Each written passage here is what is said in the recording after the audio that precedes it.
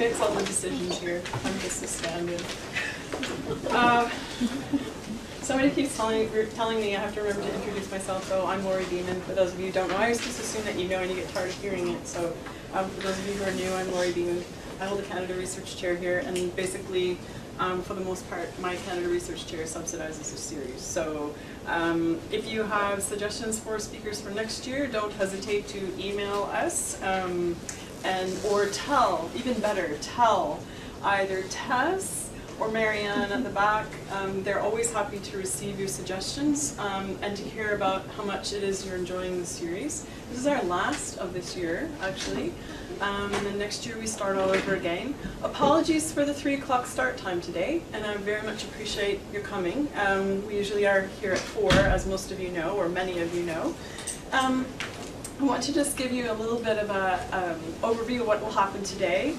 Professor Modood will give his talk. He's told me it's about 50 minutes. We're on the 3 o'clock start times because we have a little bit more of a tight schedule than normally we would.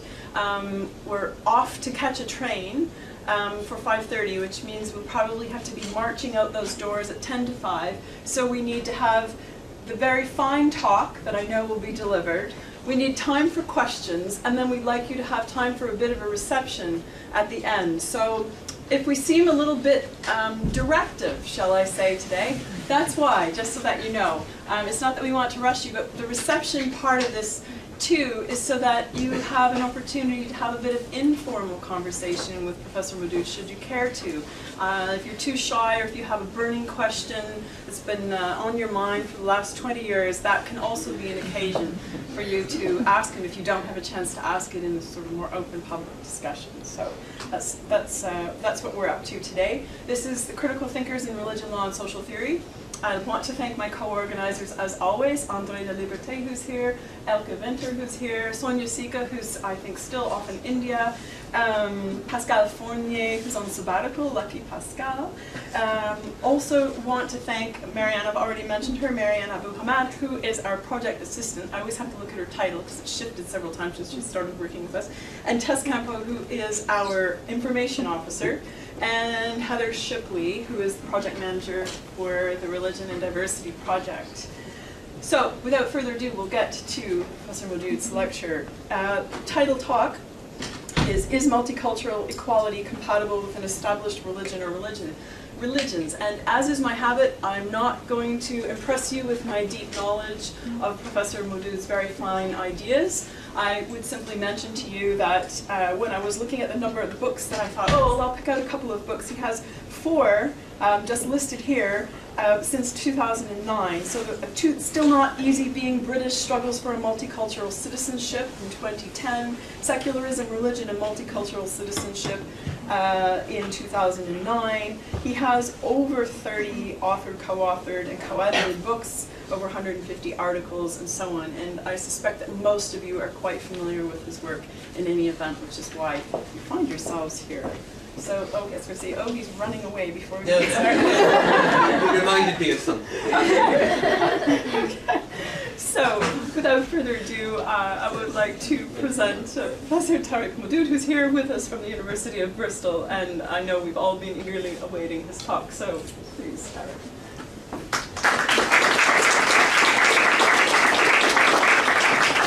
Thank you very much, Laurie, and thank you, everybody. Very pleased to be here. No, you're talking about books. Reminded me, how can I forget, but reminded me that today, actually, I've just published a book. It's the second edition of my multiculturalism, and I've added, basically, I've added 2 new chapters, taking the argument about secularism, multiculturalism, and integration. And when Laurie and I were choosing this date for this event, or when Laurie was choosing it, it has turned out to be a very good choice, a very auspicious choice, because at lunch, Grace Davey, Professor Grace Davey, reminded me that today is the day of the inauguration, if that's the right word, of the Archbishop of Canterbury, who of course is the head of the Church of England, the most senior Archbishop of the Church of England. And while my talk's not specifically about the Anglican establishment in Britain, it does inform my thinking. I want to offer a view which is larger than that, and I don't want to necessarily have to justify, and I won't be trying to justify, any specific detail to do with the Anglican establishment. But nevertheless, I think it would be fair to say that I've come to hold the views that I do and to try out the arguments that I will and so on, partly because I think that the Church of England has a role to play, has played a role in the favourable role in the development of multiculturalism in Britain. I hope that I might be less than 15 minutes. What you might do, Laurie, is after I've used up 45 minutes, give me a signal, and I'll try and wrap up if I haven't finished or see myself as a way to finish it. I've slightly simplified the title, but it is exactly the same talk. So if you saw the abstract, for instance, nothing in it should surprise you. I just thought such a long title. Is there some way I can make it simpler? So I shall explore two intersecting tensions. This is exactly what I said in the abstract, but just to remind you. The first is to do with liberalism and multiculturalism. The second is to do with the nature of the secular state in Western Europe. While many liberals believe that the state should be neutral on matters of the good, to use Rawls's phrase, or broadly speaking, on culture, and above all on religion, multiculturalists, on the other hand, hold that the state should not be blind to difference. Indeed, it should actively play a role in constructing and promoting a multicultural national identity or a multicultural collective, in which minority identities are respectfully included. If this includes minority religious identities, then multiculturalism must be opposed to radical secularism. This may seem to pit multiculturalists against secularism. This, however, is not the case, at least not in Western Europe, where all states support one or more version of Christianity, and radical secularism is not the dominant mode of political secularism. Some secularists, including prominent academics, do indeed speak of a crisis of secularism, but that is because they have a mistaken view of secularism or of Western European states. The gap between theories of secularism and actual secular states reminds me of one of the pioneering moments of multiculturalism. While liberal political theorists were arguing that liberalism has no truck with group rights, Will Kimlicka has rightly argued that by the 1980s, several liberal states had begun to implement policies using notions of group rights and group identities. Kimlicka has argued that the practice of the liberal state was superior to the theories of academics, or at least was ahead of the theories of academics, and so we needed to get theory to catch up with practice. Similarly, I think it became apparent in the 1990s that some of the practices of some liberal secular states were superior to or ahead of the theories of academics, and we needed to catch up with practice. A small irony here is that Kimlicka himself is a secularist that has no truck with the kind of West European state practice that I wish to defend.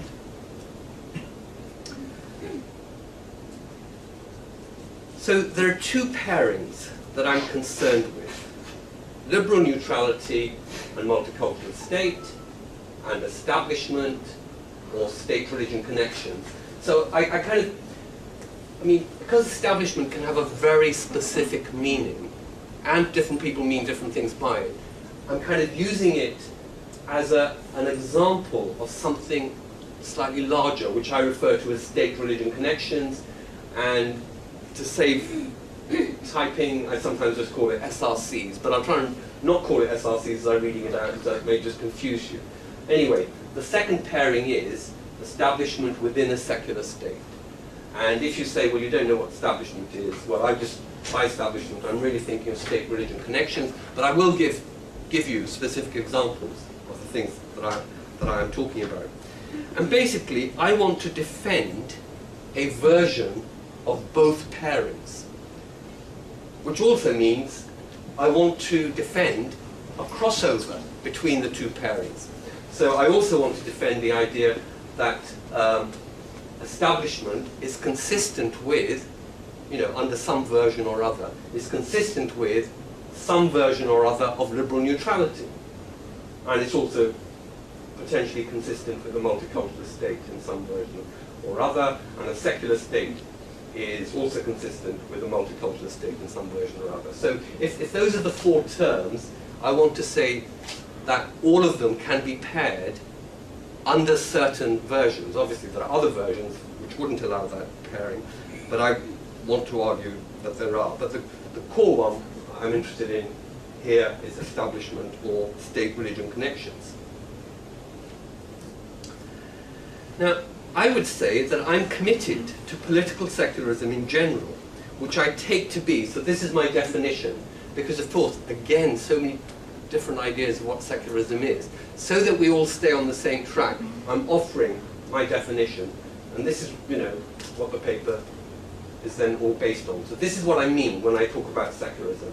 I mean the view that political authority does not rest on religious authority, and the latter does not dominate or should not dominate political authority.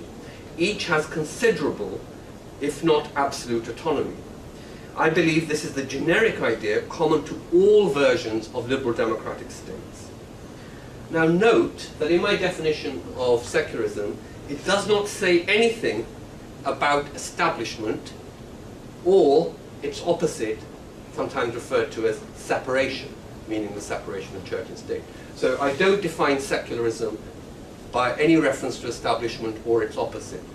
I think that we have to have an understanding of secularism at a higher level of generality before we get to talk about separation. It is part of my argument that some versions of establishment are compatible with some versions of political secularism, and if you like, that's probably the single most controversial claim I want to defend, but on the way I probably make a number of other controversial things, see where I go with them. And I take this to mean that what I'm defending is really part of, it's consistent with the broad historical movement, which I refer to as moderate secularism. Broad Western European historical movement. But I'm not, as I said right at the start, I'm not defending the Anglican establishment per se in any of its details, either today or at some other date in the past. So I'm not defending a narrow status quo in a specific country in a specific time. And I mention that because some of you may have read one or two pieces by Cécile Laborde, where she accuses me, where I've rehearsed an earlier version of this argument in some respect, she accuses me of what she calls status quo partiality. I don't think that's right. Well, if it is, then anyone defending democracy is guilty of status quo partiality, because I'm defending secularism in a very broad, general way. I don't suppose you'll want to stand for the next 40 minutes. There are seats at the front if you want to sit there. Because that could be a long time, yeah. So, okay, so just so there's, you recognize, I mean, I'm sure you do, but just in case you don't recognize that I'm taking on, boldly taking on a very controversial view, I'll offer an alternative view of secularism, which in some ways is closer to where most of the literature is at. And some of you might recognize this. This is a quote from Rajiv Bhargava. And the quote is, as you can see, in a secular state, a formal or legal union or alliance between state and religion is impermissible. So that's diametrically opposed to the view I'm defending, because I'm saying it is permissible, and more than permissible, it is actually a version of secularism that we are most familiar with in Western Europe. Bhargava is best known for his view that the Indian polity has something to teach the West, namely that it is possible for a secular state to have principled secularist reasons for rejecting strict separationism. So he too rejects strict separationism.